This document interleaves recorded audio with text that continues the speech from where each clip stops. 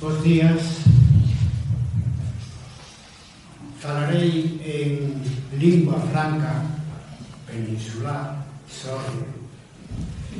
coa convicción de que a revolta dos Remensa e dos Irmandiños son fundamentales para comprender a participación campesina y popular en la transición de la Edad Media a la Edad moderna. Entrando, por lo tanto, en el ámbito hispano, empezar diciendo que el triunfo de Isvando Trastámara en la Guerra Civil 1366-1369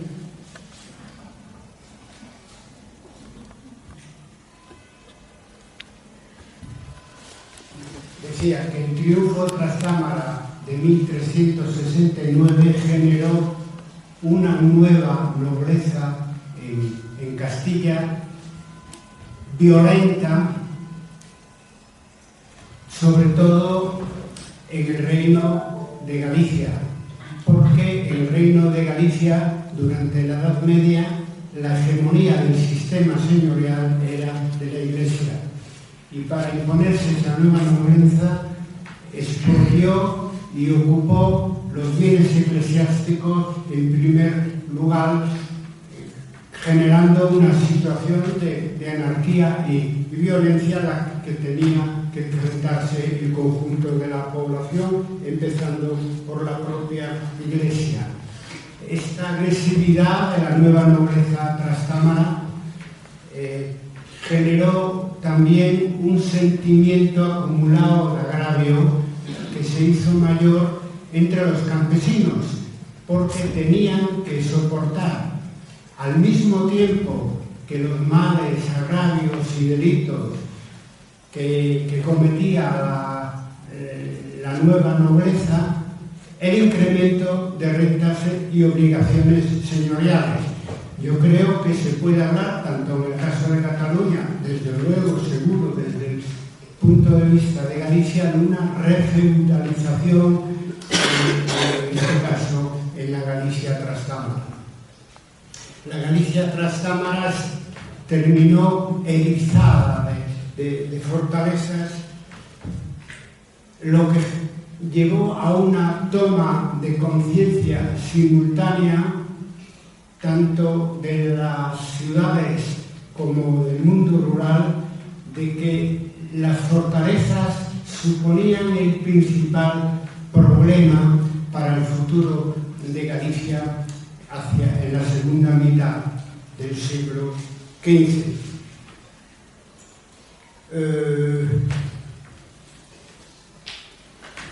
Contra esta nueva nobleza se iniciaron revueltas locales de importante envergadura a mediados del siglo XV. Fueron las primeras revueltas locales, pero como no había habido en el resto de la Edad Media en Galicia.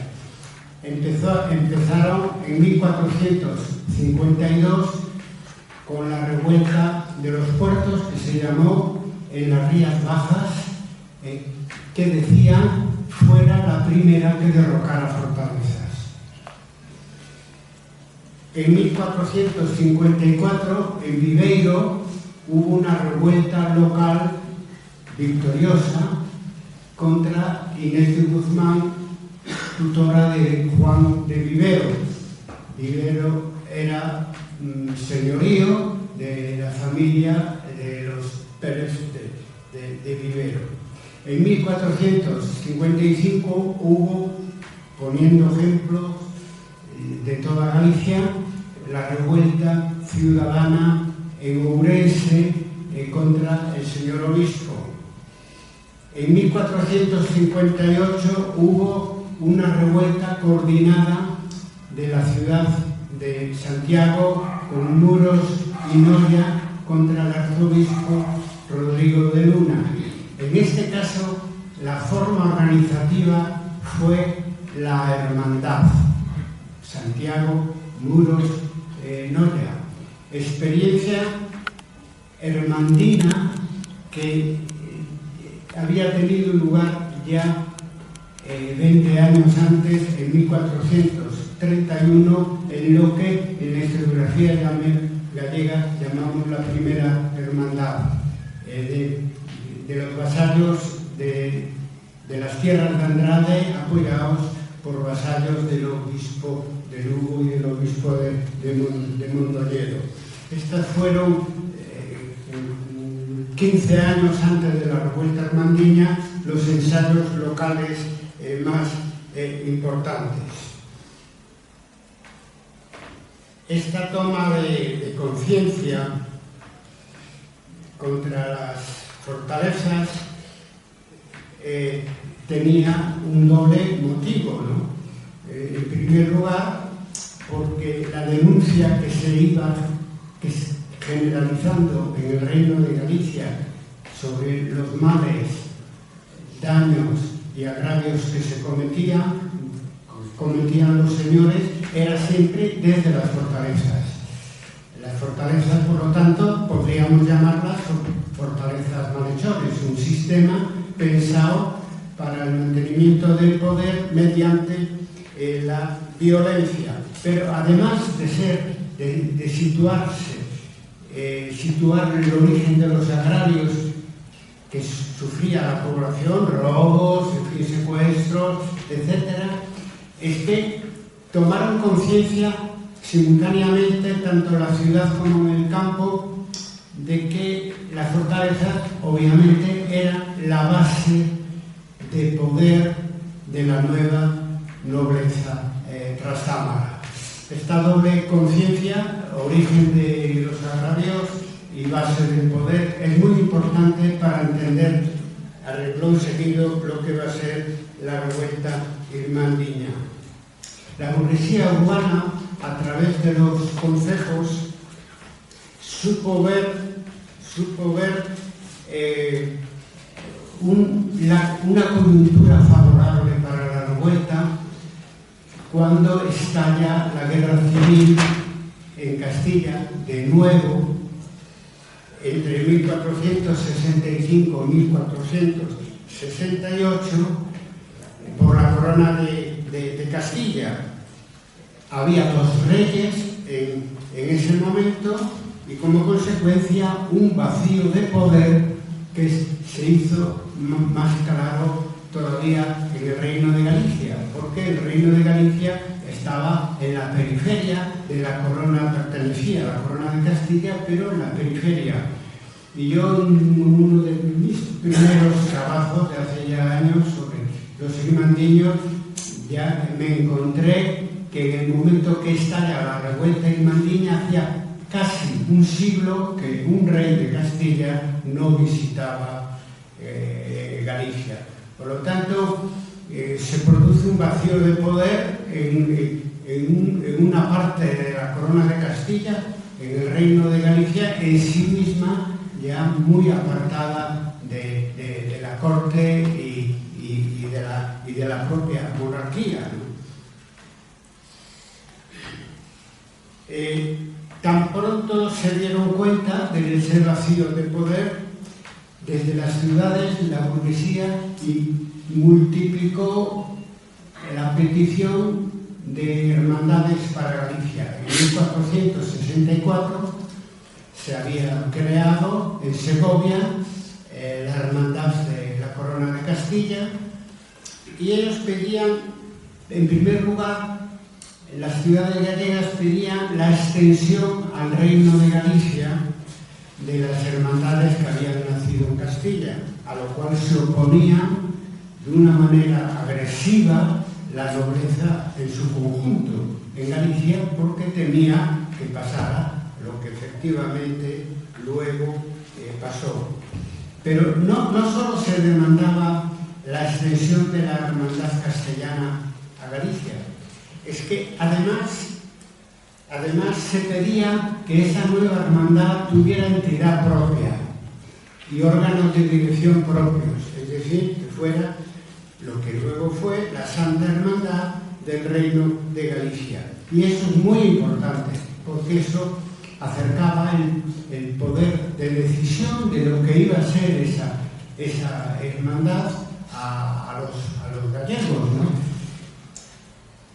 Enrique IV de Castilla apoya, después de muchas dudas, acaba apoyando la petición de hermandades que le llegaba desde Galicia. Primero porque Galicia en su mayoría era legitimista, apoyaba a Enrique IV contra la nobleza castellana que había enarbolado como rey al joven príncipe Alfonso, ¿no? Por lo tanto, Enrique IV se encontraba, por un lado, que las ciudades pedían la extensión de la hermandad a Galicia, y por otro lado, una nobleza que en su mayor parte, una nobleza gallega que en su mayor parte era enemiga del propio Enrique IV en la guerra civil. Entonces apoyó de una manera además muy determinante y muy decisiva, y a pesar de que en la corte se empezó a criticar los excesos de la hermandad en Galicia, Enrique IV, hasta el momento de morir en 1474, mantuvo ese reconocimiento, ese apoyo, ese agradecimiento por la hermandad que en Galicia se creó en 1467.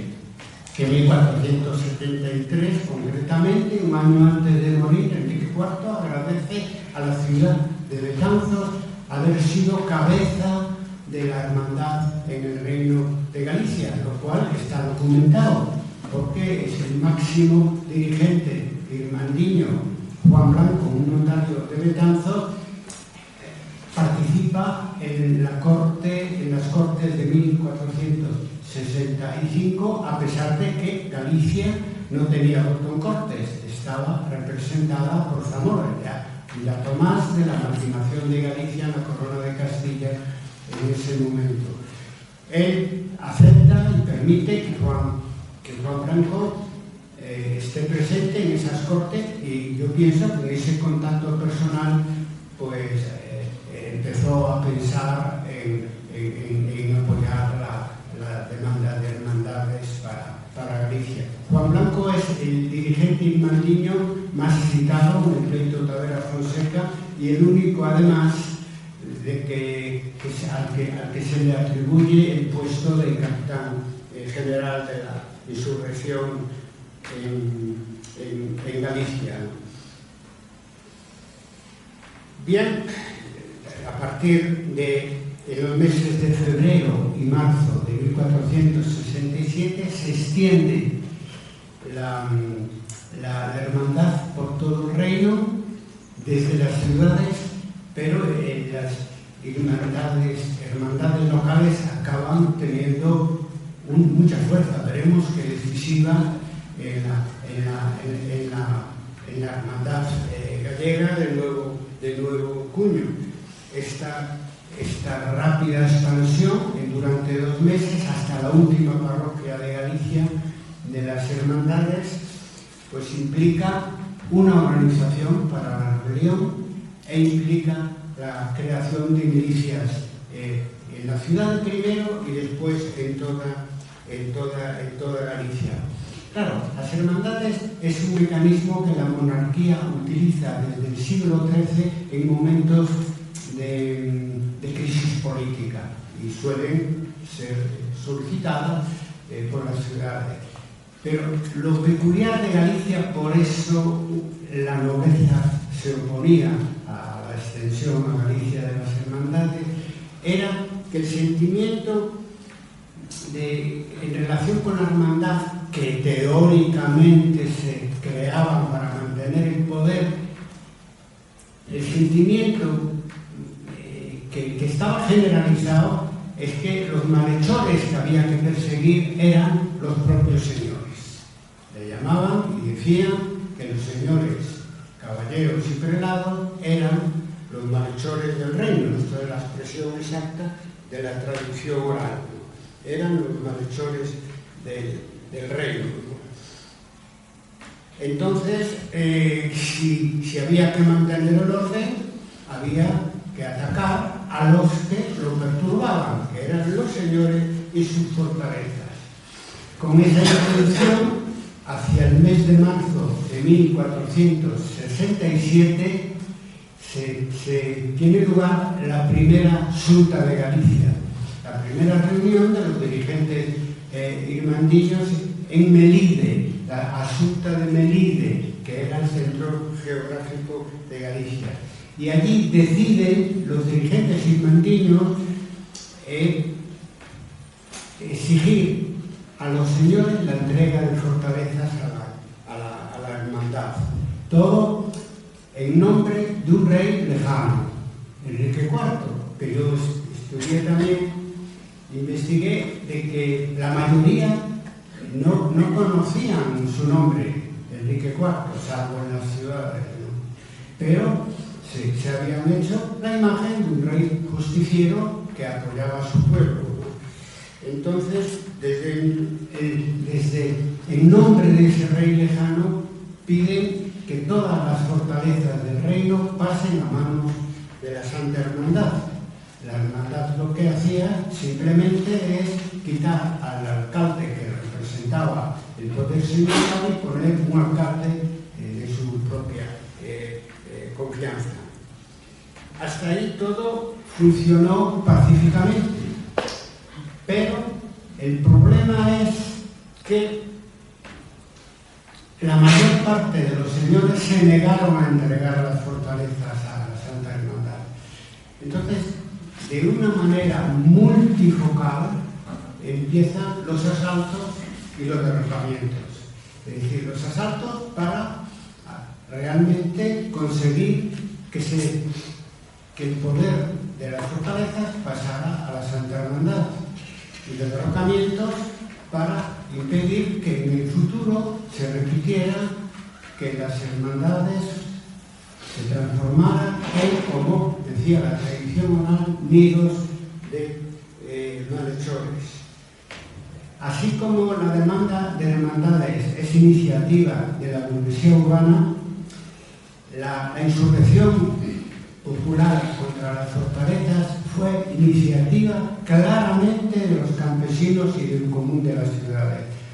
Claramente quiero decir, como todo lo que afirmo es que está bien documentado, ¿no? Por ejemplo, en Orense, en Santiago,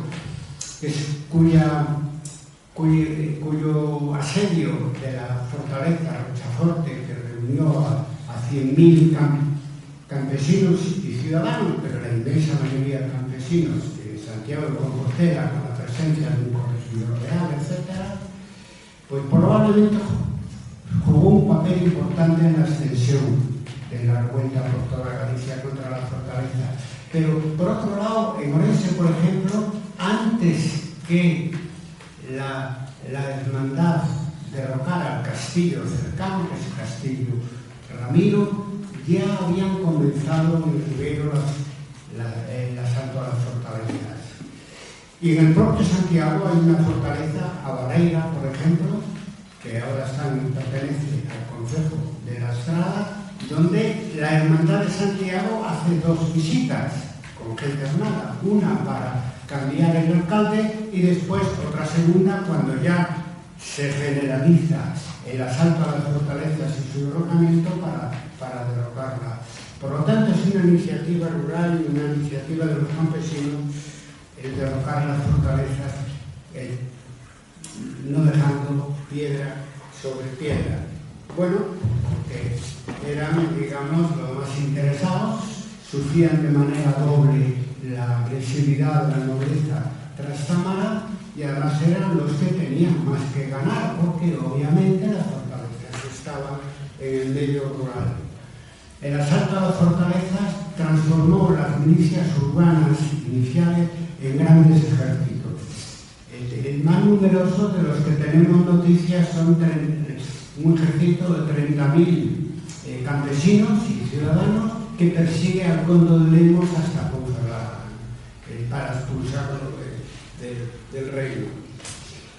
Entonces, la situación que nos encontramos,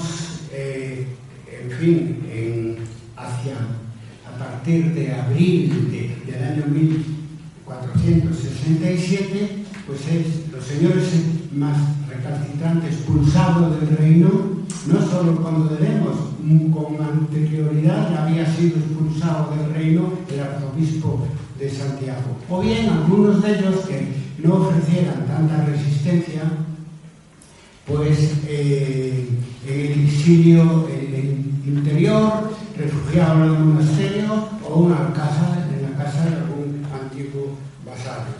Digo antiguo vasallo porque la primera consecuencia que tendrá la insurrección contra las fortalezas y la derrota militar de los señores feudales en Galicia, la primera consecuencia va a ser que se dejan de pagar las rentas jurisdiccionales, se dejan de cumplir las obligaciones señoriales. Claro, no había señores, ¿no? Es vivir sin señores. Se produce una ruptura vasallática del régimen vasallático que dura 2 años y que fue retratada por Luis Vázquez, un clérigo de coro de la Catedral de Santiago de Compostela, que estaba haciendo una copia para un canónigo de la crónica de Santa María de Iria e intercala unas frases sobre lo que estaba sucediendo en 1468 en Galicia y dice que Dios quería la Santa Hermandad para castigar a los señores por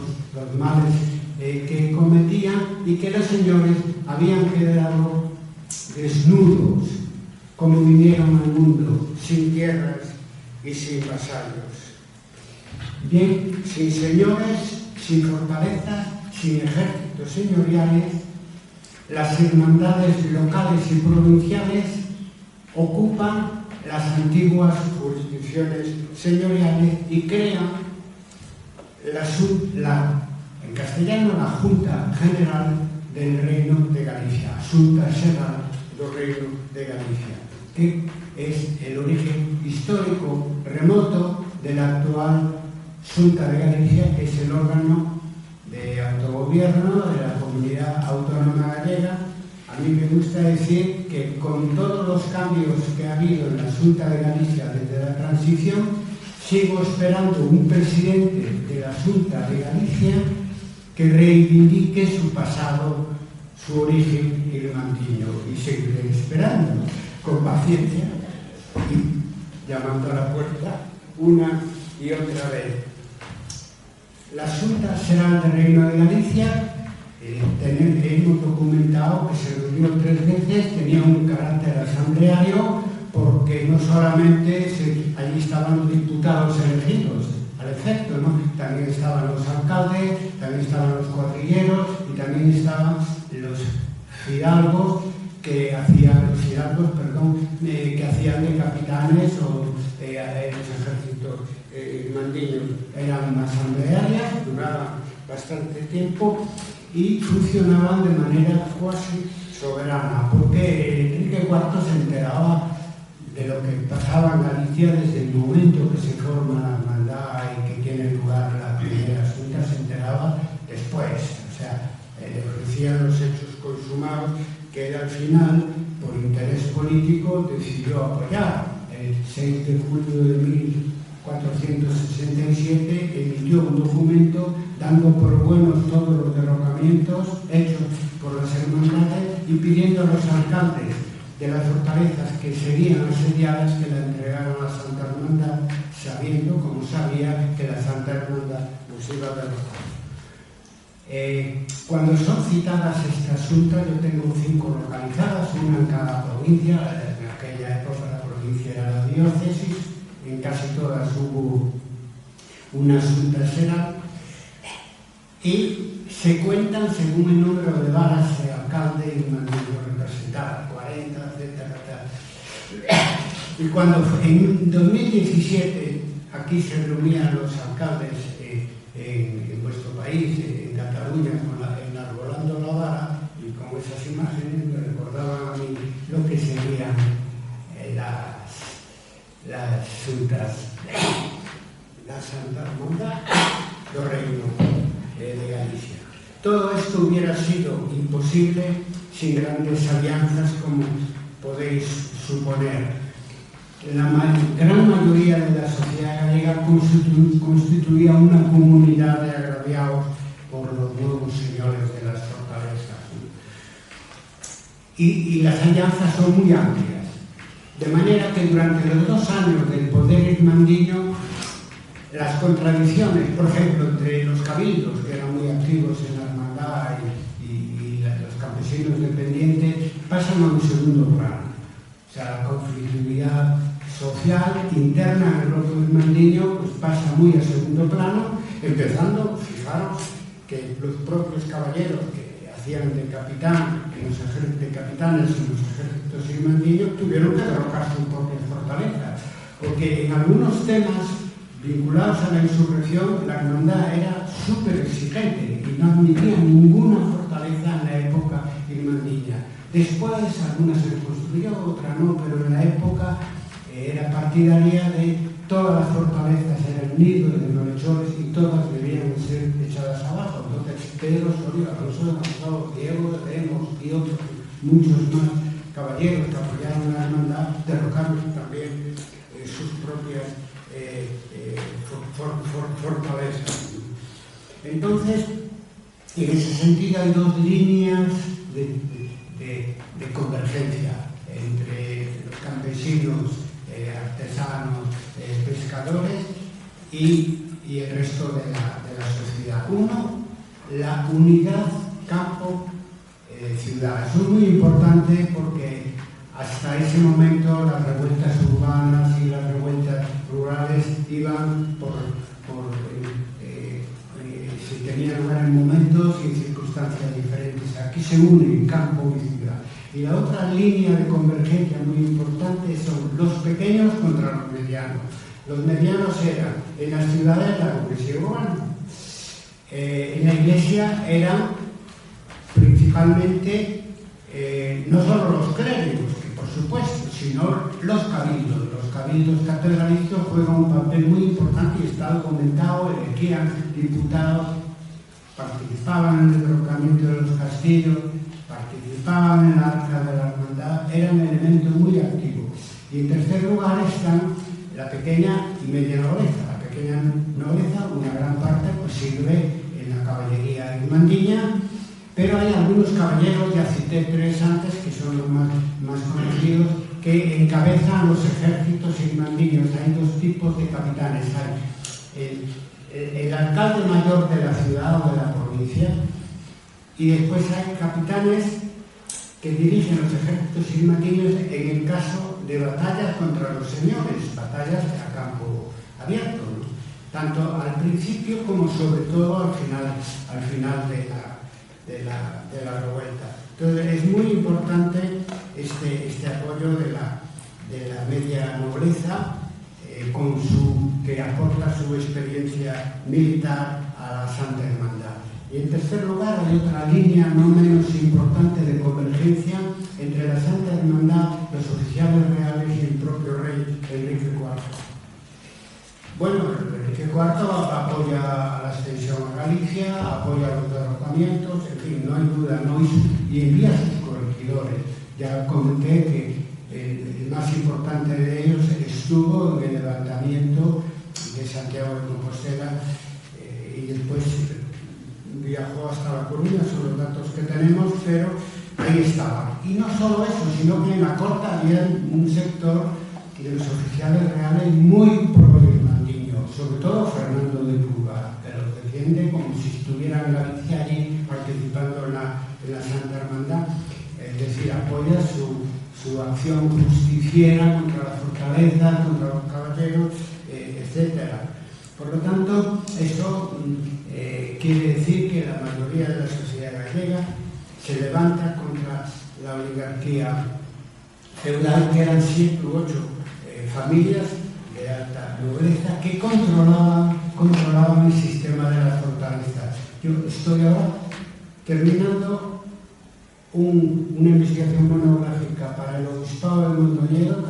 Allí el señor malhechor que mandaba era el mariscal Pardo de Cela, y él consiguió el control de las fortalezas del Obispado de Mondoñedo pactando con 2 casas casas nobiliarias medianas, como son los Saavedra y los Rivadeneira. Así conseguía un sistema de alianza con la media nobleza que les permitía controlar el sistema de fortaleza en el conjunto del reino de Galicia. En fin, ya en el plano ya interpretativo, que debe quedar claro que la revuelta de la Santa Hermandad no es fruto de una conjura secreta, actuaban abiertamente, decidían sobre la marcha, a partir de sus luchas, de sus experiencias, de sus ensayos locales, viendo sus éxitos, su fracaso.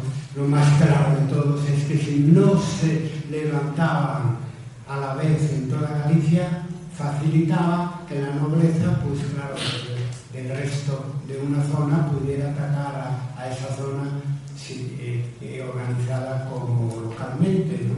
Como hermandad. Por lo tanto, así fue como aprendieron dos cosas. Primero, utilizar las estructuras legales en las hermandades para la revuelta, que para nada era habitual. Eran unas organizaciones destinadas a mantener el orden público y demás. Y segundo, también construir una mentalidad alternativa, diríamos una ideología, de manera que, por ejemplo, la idea de justicia, que es dominante, pues la transforman en una justicia alternativa, antiseñorial.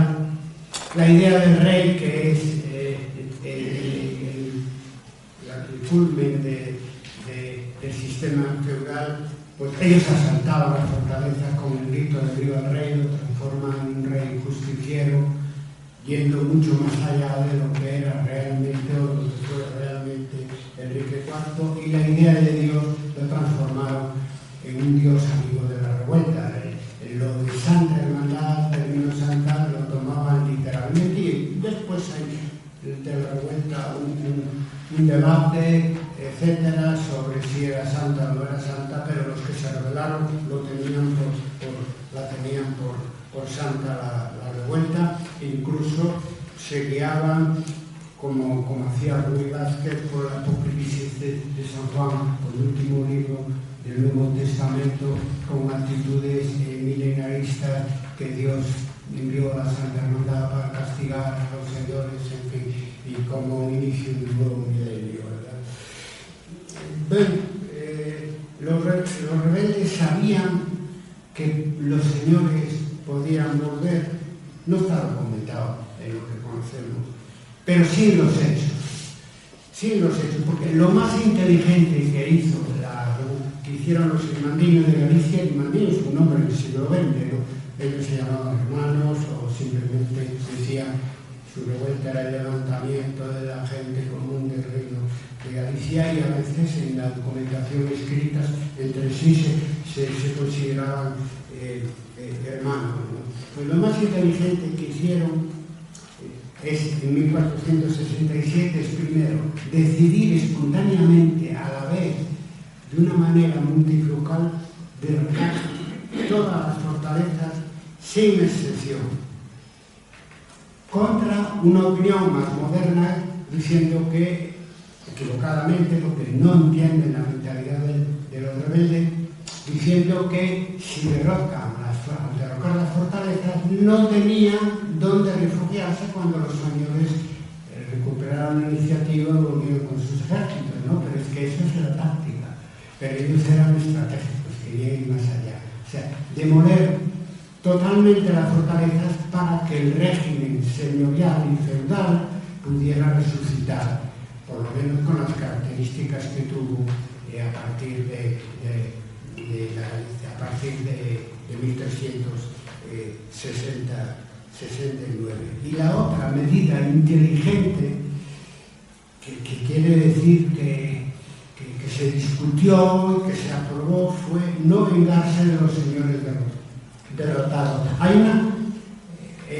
Yo localicé una conversación entre un alcalde irmandiño local, un campesino, y una familia de señores, o un señor que estaba refugiado en un monasterio.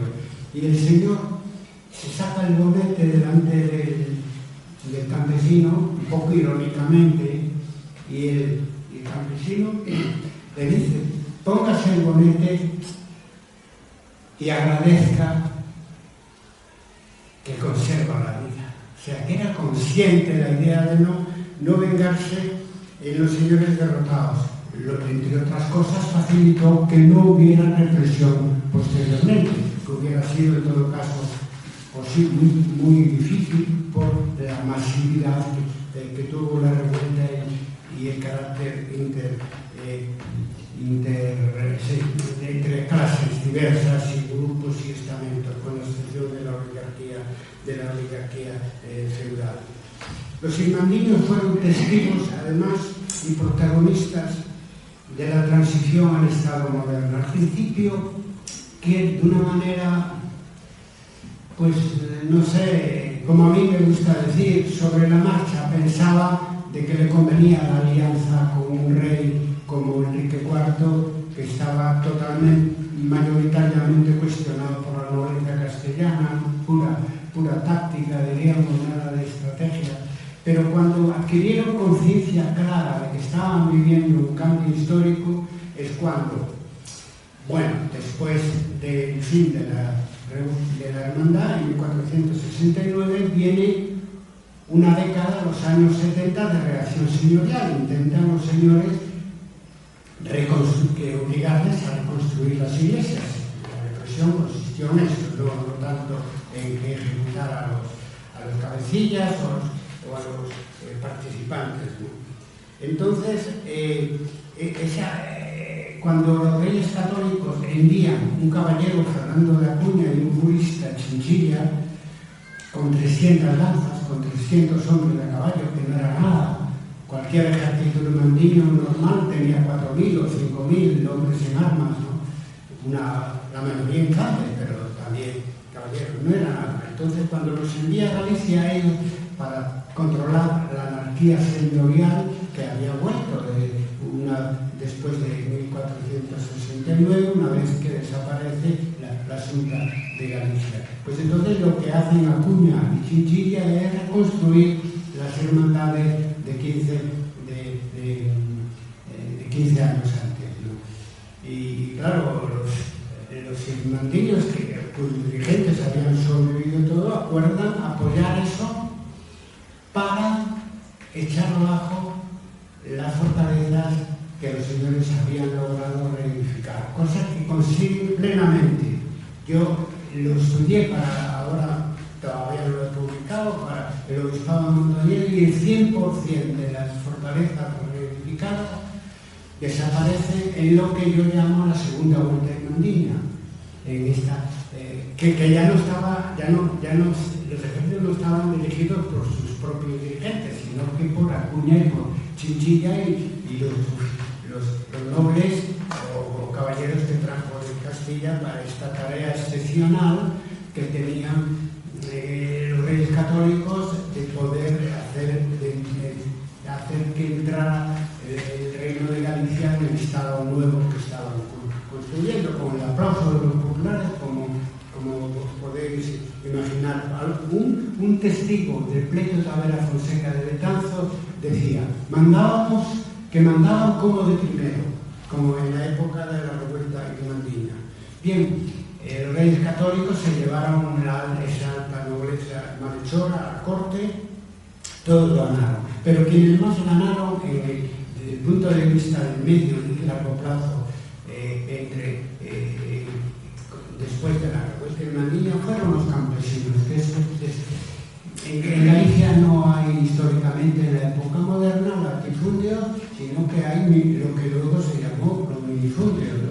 Pues bien, simplemente al desaparecer, primero las rentas jurisdiccionales y después al crearse la Audiencia de Galicia en 1480, pues se revisan las rentas jurisdiccionales, pues al final la renta territorial, que es el foro, se va ocupando el centro, y el foro era mucho más suave que las rentas feudales para los campesinos, mucho más, porque en el foro el señor aportaba tierras, a veces una junta de bueyes, a veces una casa, y sin embargo, como sabemos, la renta feudal era simplemente si vivías en la jurisdicción del señor, pues tenías todo tipo de rentas y obligaciones señoriales que van desapareciendo, y desde el momento que la alta nobleza, sobre todo la segunda generación,